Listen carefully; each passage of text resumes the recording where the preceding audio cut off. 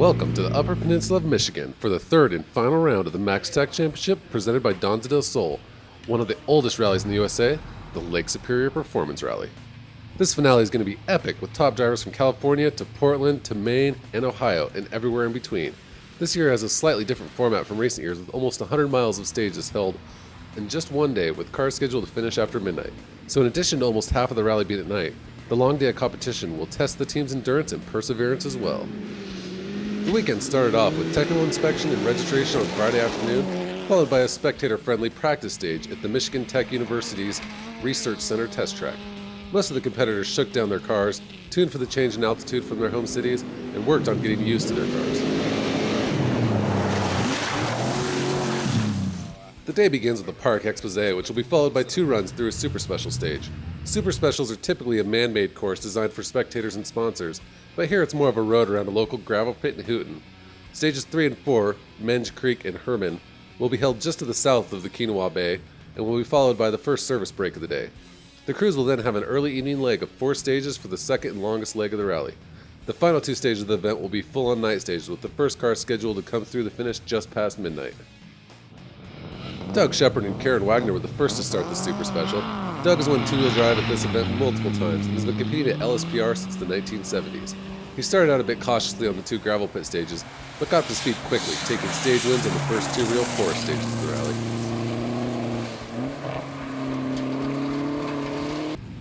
Current MaxTech champion and rock star behind the wheel, Lachlan O'Sullivan and his co-driver Scott Putnam are next on stage. While being in a similar spec car to the car Lachlan's been driving for the past 2 years, there are some differences that Lachlan seemed concerned about earlier. Doesn't seem too bad though, as he still sets the fastest times on both runnings of the Super Special. Unfortunately, it wouldn't last, and Lachlan loses 30 seconds to Doug Shepard on the 4 stages and falls back to 2nd place. In an exact tie for 2nd place with Lachlan is the current Central Division Group 2 champion, Chris Greenhouse, with co-driver Brian Johnson. The car is nationally aspirated and possibly one of the lowest budget piece of junk cars out this weekend. Yet Chris demonstrates what MaxTech is all about as he finished the leg tied with Lachlan. This all despite having probably half the horsepower of the 2 SRT 4 Neons. And yes, that does mean that the top 3 positions are currently occupied by Dodge Neons. Current Canadian 2-wheel drive rally champions Jan and Jody Ziegler came down again from Canada to contest MaxTech. Much like last year, the Canadian team have shown that they are both fast and consistent in their Mitsubishi Lancer. Cody Crane and co-driver Billy Irving are one of the 2 crews from the Dirty Drifter team out of the Pacific Northwest region that came out for the final. Cody has finished in the top 5 in every MaxTech event he's entered, and he'll definitely be one to watch through the rest of the weekend.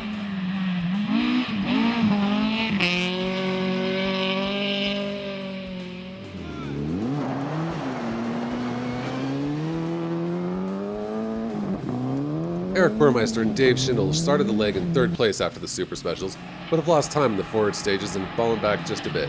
It's early in the day though, and Eric knows how tough this rally is, and that in rallying anything can and does happen. Matt and Andrew Bashore were out next in their VW Jetta. Matt is the only competitor to ever roll a car at one MaxTech event, yet still make it to the next round. He's pushing the car hard and seems to be getting faster with every event we see him at. Silas and Matty Himes had a great start in their Honda Civic.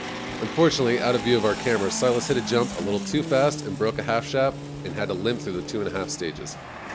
This setback cost him almost 5 minutes and any hope of a top 5 finish. They were able to continue though and will repair and service and be back at maximum attack for the rest of the rally.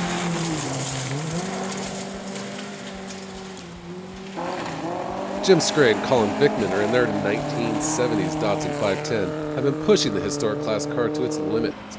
Datsun 510s once nearly dominated the US rally scene, and it's always great to see one of these historic cars out there and keeping up with much more modern and developed cars. Colin McLeary and the sack of potatoes he calls a co-driver Jimmy Brand had a great start in their Mercury. The car has been on a regular competition in the Midwest for years, and last year Colin had an outstanding performance at the Pikes Peak International Hill Climb in the V8-powered Mercury. Brian Gottlieb and Pat Darrow are the other Dirty Drifter team from Oregon. The crew is in a new car this weekend after their old car, a Toyota FX16, burned to the ground at the Idaho Rally in July. The team was able to purchase a Honda Civic, though, that has some MaxTech history. This car was piloted to the win at the Oregon round of MaxTech in both 2000 and 2008. So, after the first 4 stages, Doug Shepard has managed to pull ahead by just over 30 seconds. Chris Greenhouse and Lachlan O'Sullivan are tied in second place, but with only 9 seconds between them and Jan Zedrel, Cody Crane, and Eric Burmeister, the remaining 6 stages are sure to be a battle. Rounding out the top 8 are Matt Bashore and Jim Scray. Cody Crane and Billy Irvin started out this leg in 5th position. They're always impressive on stage and are great fun to watch. Let's go on board with them for a section of the infamous Herman stage.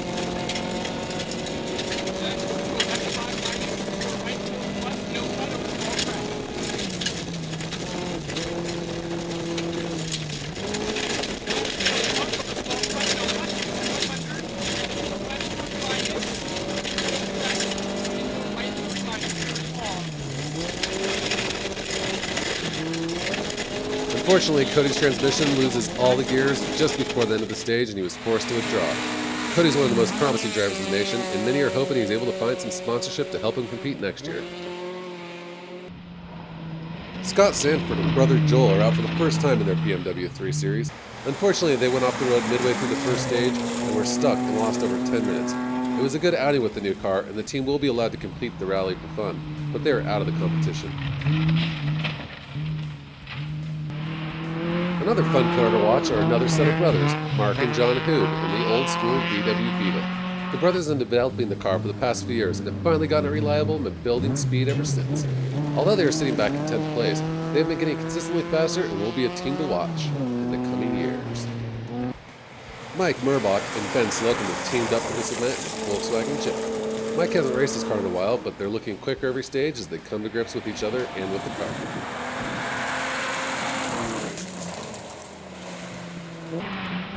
Chris Greenhouse was sitting in 3rd place after the first leg.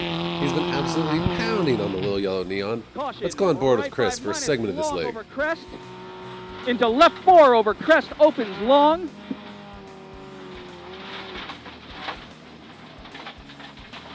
Lucky on that one. Yep, go. Oh, man, nothing like spinning 180 degrees on a tight forest road at over 90 miles an hour. Chris is driving on the limit and was extremely lucky to get away with that. Eric Burmeister and Dave Schindel have been consistent so far. Let's run along with the start of this stage with Eric. One important thing to note here is that his rally computer is showing us speed in the lower right corner.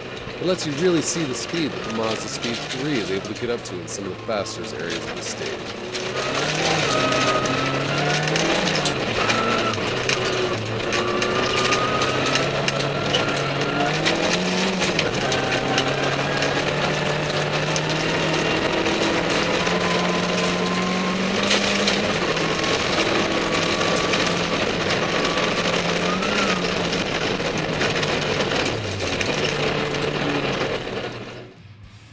Lachlan O'Sullivan and Scott Putnam have been quickly learning to deal with any obstacles with the new car.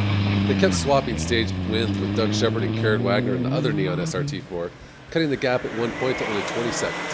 However, Doug and Karen kept responding, and Lachlan may be more crippled by dust thanks to his later start position. Doug Shepard and Karen Wagner pulled in the top position during the first leg, and they managed to expand on that lead during this segment and are now nearly a minute ahead of Lachlan. Their lead is solid enough that they just need a clean run on these final 2 stages to take home the win.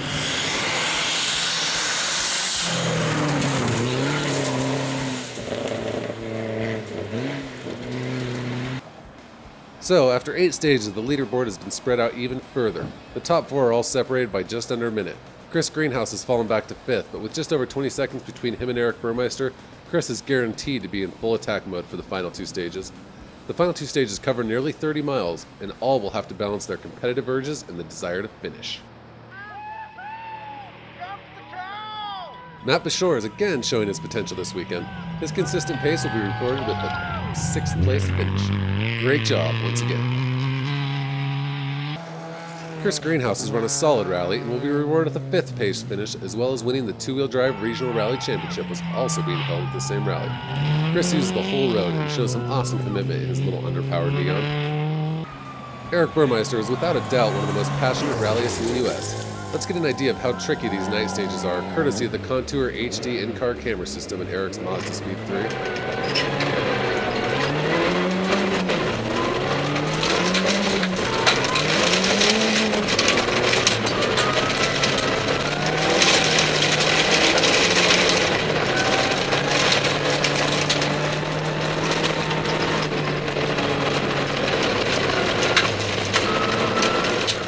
Eric's consistent driving will earn him 4th place in this final challenging event, and even more bragging rights, as Eric's now finished in the top 5 in every Max Attack event he's entered since 2007.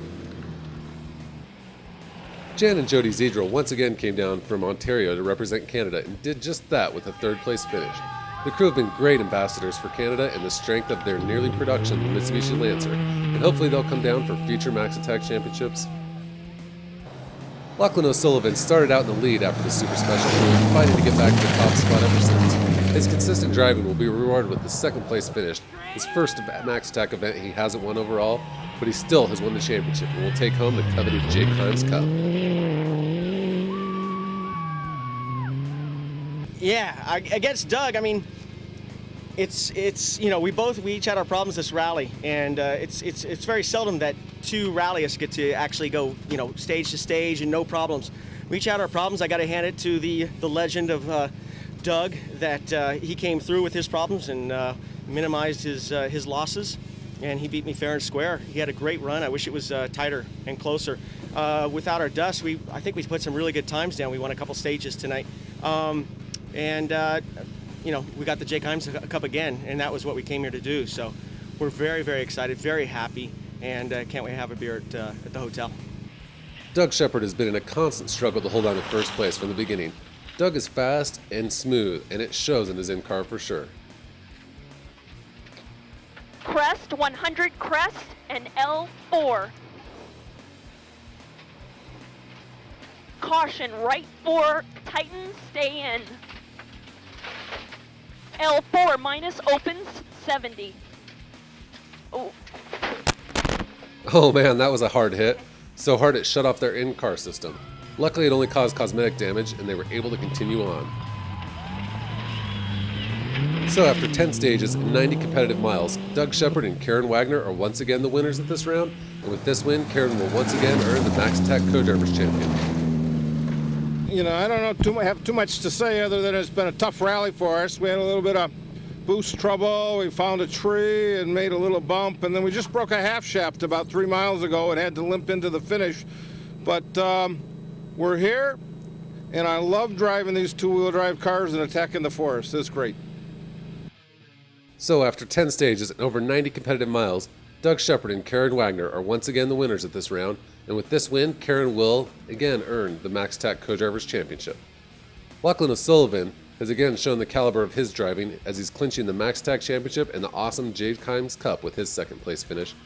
Jan Zedrel managed a very controlled drive to take home 3rd place. Eric Burmeister managed to keep 4th place to hold off the charging neon of Chris Greenhouse, who rounds out the final money pay position for Max Attack. Considered to be one of the harder rallies in the US, just finishing Lake Superior can be challenged. None learned this as well as the Colorado-based team of Chris and Lori O'Driscoll. A beaver dam broke and flooded one of the stages, and Chris and Lori were the unfortunate recipients of a new lake that caused them to lose 10 minutes due to a flooded car. Lori did win the Rookie Co-Driver Award presented by Monster World Rally Team Co-Driver Alex Gelsomino. Alex awards the Rookie Max Attack Co-Driver with a special made for rallying Co-Driver watch. Congratulations to Lori and Chris for struggling through and managing to finish regardless. Max Attack has now grown to be one of the most highly contested series in the United States, and 2011 will be sure to be another stellar year. Keep an eye on www.max-attack.com for special features such as driver blogs, individual driver videos, the 2011 calendar, and more. Huge thanks to Donza del Sol Winery, Rally America, Eric Burmeister, all the volunteers, organizers, and fans in the West, East, and Central regions for making this one of the greatest series ever. Until 2011, this has been Grant Hughes with No Coast Productions.